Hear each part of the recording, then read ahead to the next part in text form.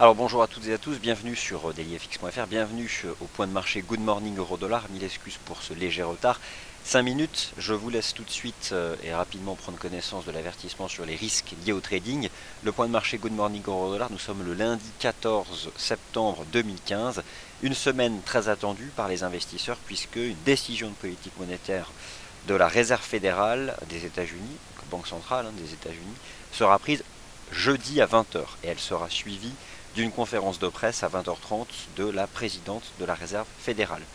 Alors, on aura l'occasion d'ici jeudi de revenir sur les attentes des marchés, ce que pourrait être amené à faire la Fed, ce qui va l'influencer, les toutes dernières statistiques américaines, le contexte économique international est-il bon pour que la Fed puisse agir, les conséquences sur les marchés financiers, les grandes tendances. D'ici jeudi, on va donc étudier ça au plus près. Moi, ce que je vous propose dans ce point de marché Good Morning Euro-Dollar d'ouverture de la semaine, c'est de prendre du recul et de revenir donc sur des graphiques hebdomadaires puisque nous bénéficions depuis vendredi donc d'une nouvelle clôture hebdomadaire. Pour constater notamment que le dollar américain temporise depuis déjà 5 mois, en réalité il ne monte plus depuis 5 mois, il ne baisse pas non plus, il est neutre, en phase d'attente. L'euro-dollar lui s'est stabilisé depuis le mois d'avril dernier, vous le savez. À court terme, il monte d'ailleurs l'euro-dollar. S'agit-il de positions de rachat de short avant la Fed? C'est possible. Bon, on encaisse des gains, notamment une grosse salle de marché, grand gérant, vendeur depuis plusieurs mois. À un moment ou un autre, il y a un risque cette semaine de vol. Alors on sécurise des gains, c'est peut-être ce qui explique d'ailleurs que l'euro est recherché. Bon, il y a un ensemble d'éléments comme ça qui vont agir sur le taux de change euro-dollar et j'aurai l'occasion de revenir sur ces éléments-là petit à petit d'ici jeudi. Alors, je pense que le son et l'image fonctionnent normalement. Aujourd'hui, toutes les émissions sont maintenues, vous le savez. C'est donc Sylvain qui organisera le Commodities Market Report à partir de 10 h 30. On remplacera Yoav ces 2 prochains jours, absent. Je vous ai posté dans la section commentaires auquel vous accédez puisque vous êtes déjà un certain nombre à me laisser un commentaire, l'agenda des principales publications macroéconomiques de la semaine, forcément la Réserve fédérale, mais pas seulement. Prenez notamment garde mardi à la réunion de la Banque centrale du Japon à 8 h 30. L'indice des prix à la consommation en France pour le mois d'août, des indicateurs de sentiment économique en Allemagne, l'indice ZOO, les ventes au détail aux États-Unis, mercredi, l'indice des prix à la consommation pour la zone euro pour le mois d'août, et un événement à ne pas, je pense, sous-estimer, notamment pour l'euro, et je dirais sa tendance qui est légèrement haussière à court terme, c'est le bulletin économique de la Banque centrale européenne qui sera attendu jeudi à 10 h. Alors, vous avez sous les yeux un tableau, une capture d'écran, Bloomberg, qui donc représente, comme cela est indiqué ici, je vais zoomer davantage pour que ce soit bien apparent, les probabilités implicites actuelles d'action de la Réserve fédérale lors des toutes prochaines heures. Alors qu'en est-il lors des prochaines semaines, pardonnez-moi, lors des prochains rendez-vous. Donc vous avez ici les dates des réunions de la Réserve fédérale, cette semaine, donc le 17 septembre 2015. Ces probabilités implicites, elles sont déterminées en étudiant le prix des contrats futurs négociés à Chicago sur le taux d'intérêt des Fed Funds, et en fonction du prix de ces contrats futurs, et donc des stratégies de couverture des gérants, eh bien on en détermine ces probabilités donc dites implicites, parce que elles découlent justement de l'observation des positions de marché des investisseurs. Après, ce ne sont pas forcément derrière ici leurs convictions fortes. Alors il faut prendre du recul par rapport à cela, sachant que la Fed ne prendra pas sa décision en se basant sur ces probabilités implicites, mais sur tout un tas d'éléments, ses objectifs, le contexte mondial, bien sûr les marchés, le facteur temps aussi. Sachez simplement que ça fait 10 ans, plus de 10 ans, que la Réserve fédérale n'a pas relevé ses taux. C'est donc un cycle monétaire plus vu depuis 10 ans et qu'un grand nombre d'investisseurs n'ont jamais connu. Alors cela ajoute aussi à l'incertitude, puisque 10 ans c'est long, et ces investisseurs qui n'ont jamais connu de cycle autre que la baisse des taux d'intérêt peuvent là aussi ne pas savoir comment réagir. Donc ça ajoute à l'incertitude. Donc ces probabilités valent ce qu'elles valent. En tout cas, lorsqu'on les regarde de près, il s'avère que voir la Fed agir jeudi prochain semble improbable, selon justement ces probabilités implicites. Improbable, 28% donc, ce sont des chiffres arrêtés vendredi dernier, de voir la Fed agir. Alors admettons, j'aurai l'occasion de... Accordez-moi un peu de temps aujourd'hui pour mettre en place un certain nombre d'idées, mais admettons que la fenêtre d'opportunité de voir la Fed agir maintenant est peut-être pas très appropriée. Essentiellement parce que la Chine, le contexte économique mondial, elle ne peut pas l'ignorer, ou en tout cas ce serait très osé de sa part d'agir cette semaine. Reste que, au-delà de cette action monétaire, ce que le marché a besoin de savoir, c'est si derrière il y aura un calendrier de resserrement progressif. Et ça, c'est la conférence de presse jeudi à 20h30 qui donnera la réponse. Donc, ayez ça en tête. La Fed ne devrait pas agir cette semaine, en tout cas selon ses probabilités implicites. Alors, maintenant on va regarder les fameux graphiques hebdomadaires des principales paires de devises. Ce sera le principe de ce Good Morning Euro-Dollar. Je reviendrai sur les graphiques intraday dans le Morning Meeting. Et ensuite, tous les Good Morning Euro-Dollar de la semaine seront basés sur les graphiques intraday. La seule émission où j'étudie les bougies hebdomadaires, c'est celle du lundi, forcément, parce que c'est là où il faut faire ce travail. Même généralement, dès le vendredi soir. Alors, sous vos yeux, l'US Dollar Index de FXCM, alors qui a l'avantage de ne pas surreprésenter l'euro-dollar, puisque le DXY, que vous connaissez, je pense, l'US Dollar Index, utilisé par les investisseurs reconnus, pondère à plus de 50% l'euro-dollar. L'US Dollar Index de FXCM n'accorde à l'euro-dollar que 25%.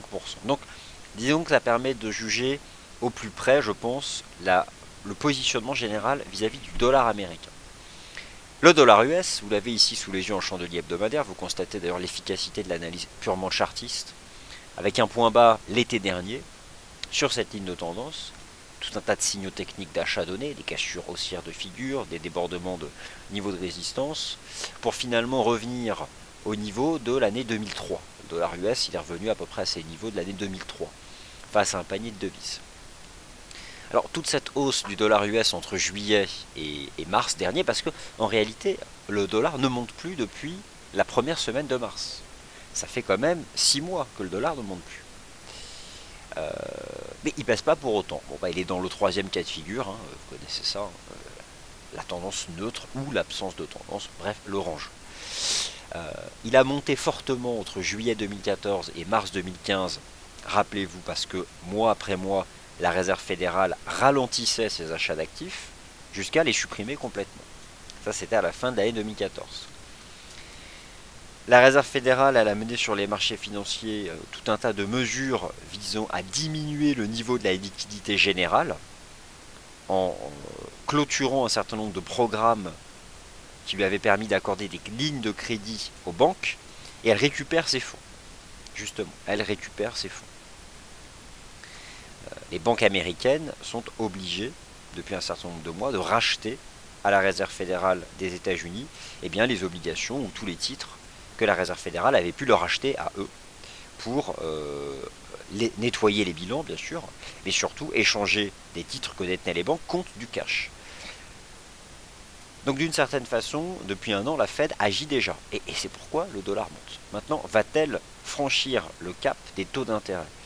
Le cap des taux d'intérêt, c'est majeur, parce qu'en découle l'ensemble des taux d'intérêt du marché, et surtout parce qu'il s'agit de la politique monétaire conventionnelle. Sachez simplement que ça fait 10 ans que la Fed n'a pas pratiqué ce type de politique monétaire. Et 10 ans, c'est long. Ce qui signifie que de nombreux investisseurs n'ont jamais connu ce type de cycle de taux d'intérêt. Ce qui rajoute donc à l'incertitude. Le dollar américain, en données hebdomadaires, a progressé la dernière semaine d'août et la première semaine de septembre. Il a reculé la semaine dernière légèrement. Bon, il reste parfaitement enfermé dans un range ici, compris entre les sommets du mois de mars dernier, et toujours au-dessus finalement de ce canal dont les cours étaient sortis par le haut en décembre dernier, justement d'ailleurs quand le QE avait été supprimé. Rappelez-vous la fameuse phase numéro 3 du programme de quantitative easing de la Réserve fédérale. En écartant, je dirais, l'excès baissier du mois de mai dernier, sur l'US dollar index de FXCM, je délimiterai le range à cette partie-là, avec deux niveaux de prix assez propres sur l'US dollar index, 11 755 et 12 162. À l'intérieur de ce range, c'est parfaitement neutre. Alors, c'est délicat de savoir ce que va faire la Fed, et surtout, encore plus délicat de savoir quelle sera la réaction des prix.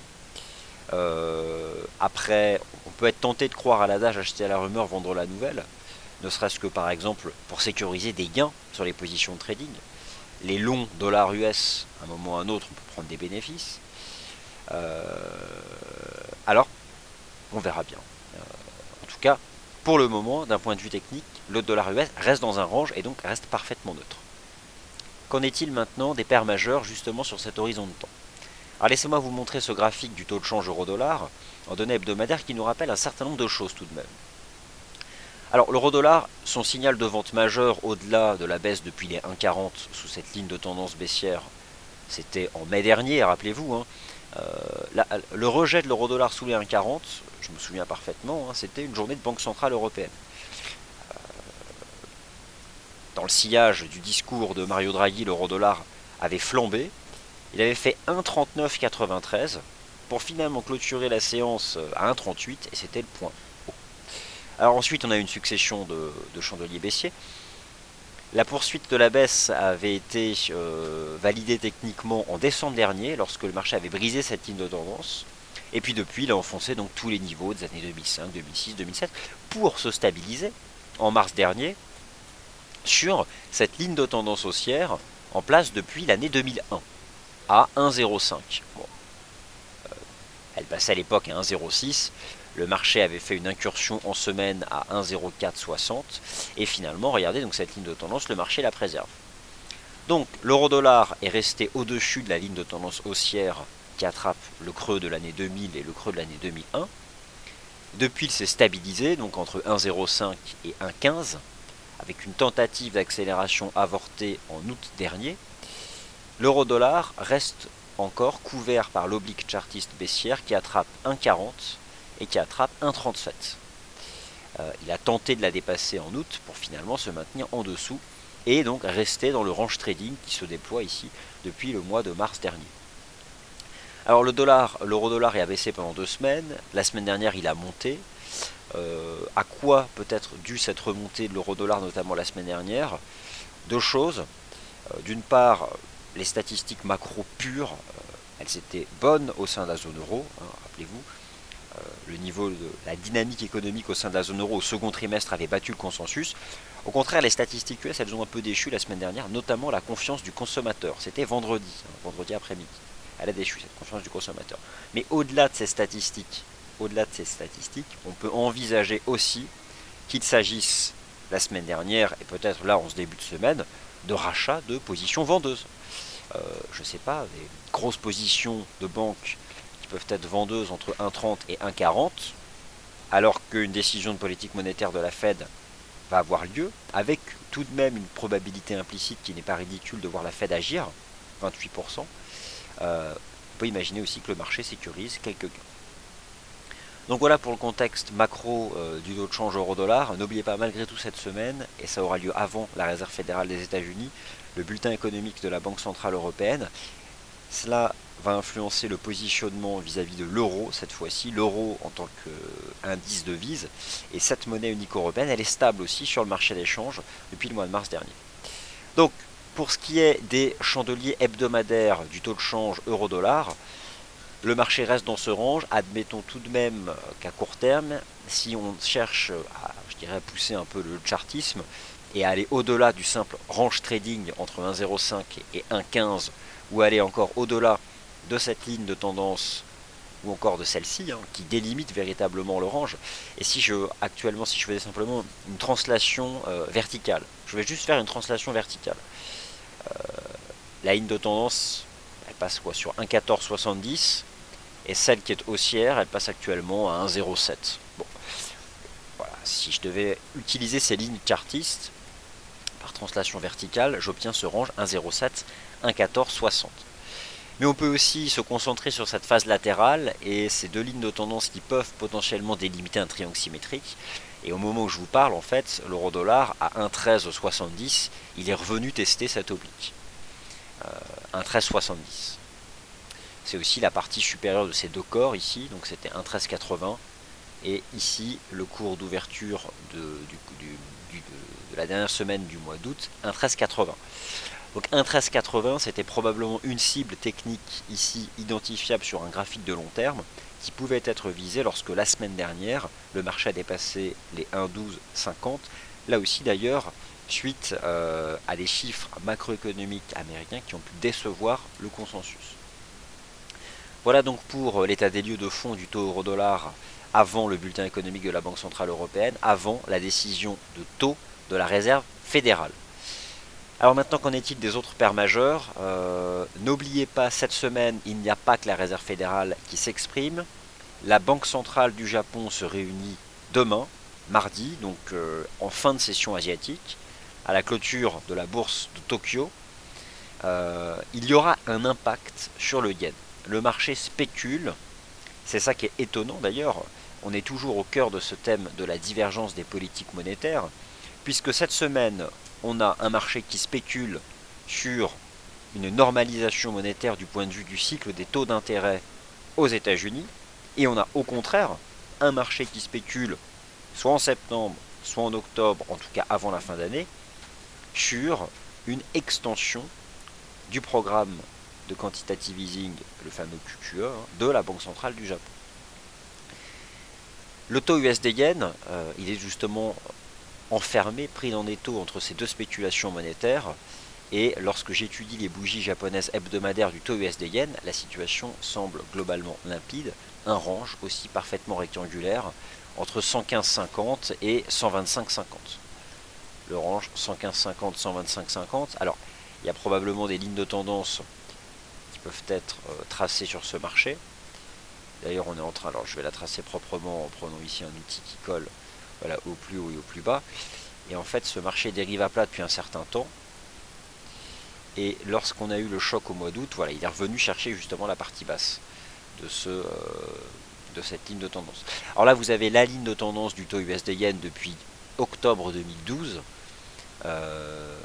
Depuis octobre 2012, c'est la tendance de fond et c'est justement l'incarnation technique de cette fameuse div des politiques monétaires. Alors, je dirais que pour le taux USD-Yen, on a encore certaines fenêtres ici, un certain espace jusqu'à ce que le cours puisse dériver à plat pour finalement rejoindre ensuite cette ligne de tendance. Il y a par contre au-delà, alors là je l'ai forcé, hein, le range 115,50-125, on peut l'affiner en allant attraper en fait tous les points bas ici de cette petite phase de conso d'avril dernier, qui a d'ailleurs aussi fonctionné en septembre. C'est le niveau des précisément 118,30. Et je dirais qu'à court terme, sur la base de ce graphique de moyen terme, le taux USD-Yen est enfermé entre 118,30 et 122. Voilà donc ce qui le cadre. Cette semaine, à la fois le yen et le dollar US. Donc pour l'USD-Yen, deux dates. Mardi à 8h30 heure de Paris, décision de politique monétaire de la Banque centrale du Japon. Et jeudi 17 septembre, décision de taux de la Réserve fédérale à 20h.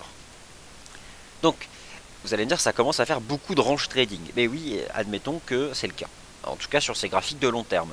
Celui de l'euro-dollar, avec ses deux grosses lignes de tendance. Celui de l'USD-Yen, avec ce rectangle. Et admettons que sur l'euro-dollar, il est quand même propre. Les lignes de tendance sont quand même globalement très propres. Je trouve sur l'euro-dollar, on a cette énorme compression. Alors, maintenant, l'AUD-USD, le NZD-USD, le GBP-USD et l'USD-CAD. L'USD-CAD a tenté d'ailleurs, sans succès, d'accélérer durant la session asiatique. Vous avez sous les yeux les bougies japonaises de l'USD-CAD. Ça devient sérieusement neutre. Bon, l'analyste chartiste, elle illustre cette neutralité à l'aide d'une figure hyper classique, le triangle. Bon, alors là, vous ne le voyez pas sur les bougies hebdomadaires. Vous pouvez aisément le tracer sur vos chandeliers intraday, notamment le H4, c'est propre, un beau triangle symétrique. Admettons tout de même que depuis la cassure des 1,2834 en juillet dernier, lorsque la Banque centrale du Canada a baissé ses taux, ce marché a progressé. Le dollar canadien est faible. Le pétrole d'ailleurs a rebaissé. Le pétrole a rebaissé. Ça, c'est ce qu'on a vu. Il y a eu une rechute des cours du pétrole. Bon, on a vu aussi un certain nombre de grandes banques qui peuvent se prononcer toujours en faveur des avantages de baisse du prix du pétrole, ce qui n'a pas aidé le dollar canadien. Alors, si globalement le dollar américain s'est stabilisé depuis quelques mois, l'USDK, lui, il a légèrement, bon, il a pris 500 pips, donc il n'a pas légèrement monté, mais lui aussi, il est neutre à court terme. Je dirais que ce qui empêche l'USDCAD de consolider véritablement, et de revenir par exemple, je ne sais pas, tester un 28 ou un 30, c'est parce que le dollar canadien reste globalement sous pression. Même si l'USD a pu baisser la semaine dernière, le dollar canadien était lui aussi sous pression, donc ce qui s'est traduit par la formation de ce range sur le taux USD4. Donc en données weekly, on peut tracer ce petit fanion, hein, mais on est toujours dans ce canal de progression ici depuis le mois de juillet dernier sur le taux USD4, qui reste donc globalement bien orienté, même si il dérive à plat donc à court terme, et est toujours soutenu par ce canal. Alors, je continue le tour d'horizon des graphiques de long terme. Un chandelier très intéressant du GBP-USD la semaine dernière. Avalement haussier hebdomadaire. Le câble se reprend. D'ailleurs, le GBP-USD a rebondi la semaine dernière sur un support hebdomadaire justement à 1,5170. Il est probable que le câble soit en mesure de rejoindre cette ligne ici qui passe un peu plus haut. Moi je serais pas surpris de voir le câble remonter cette semaine en direction des 1,56, 1,57 $. En tout cas, purement sur le plan technique. La livre sterling elle a été soutenue la semaine dernière par... alors pourtant c'était pas un vote en faveur d'un resserrement monétaire en Angleterre. Seul un membre sur les 9 du comité exécutif de la Banque d'Angleterre a voté pour un relèvement des taux. Mais dans tous les cas, c'est un range aussi le GBP-USD, mais si j'avais une clôture hebdomadaire à soulever en ce début de semaine, c'est celle du câble la semaine dernière. Il y a un avalement haussier weekly, donc pourquoi pas y croire. Et lorsque je projette justement l'amplitude de cet avalement haussier weekly, ça permettrait de viser 1,56, 1,56, 50. Alors, pourquoi pas continuer donc à l'aide des graphiques intraday. Je pense qu'on peut tracer un canal de reprise haussière, et moi je ne serais pas surpris justement de le revoir en remontée en direction des 1,56, 1,56,50 ce GBP USD, notamment si y a un mouvement de vente du dollar US avant la Fed.